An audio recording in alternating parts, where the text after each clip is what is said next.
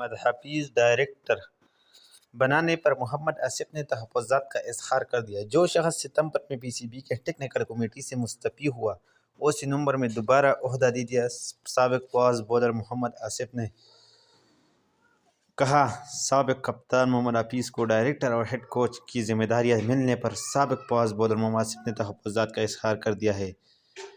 سماجی رابطے کی سائٹ ٹوئٹر ایکس پر مینجمنٹ کمیٹی کے سربراہ سکا اشرف کو تنقید کا نشانہ بناتے ہوئے کہا کہ نئی تقرریوں سے بورڈ اپنی ساکھ کھو چکا ہے۔ انہوں نے کہا، کسی نے ستمبر میں ٹیکنیکل کمیٹی سے استعفیٰ دے دیا اور اسے نومبر میں ڈائریکٹر کرکٹ کم ہیڈ کوچ کے طور پر واپس رکھا گیا۔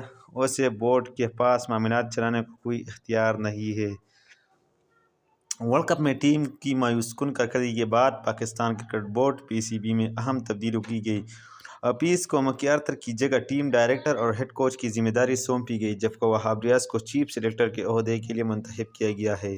آئی سی سی ورلڈ کپ سے قبل محمد حفیظ تکنیکی کمیٹی کے رکن تھے، تاہم ان کی رائے کی اہمیت نہ دینے پر وہ کمیٹی سے الگ ہو گئے تھے۔ دوسری جانب محمد آصف کی طنز کی وجہ یہ بھی ہے کہ 2010 میں اسپاٹ فکسنگ میں ملوث رہنے والوں کے ساتھ محمد حفیظ نے کھیلنے سے انکار کر دیا تھا، جبکہ سلمان بٹ اور محمد عامر کے حوالے سے بھی حفیظ کی یہی رائے تھی۔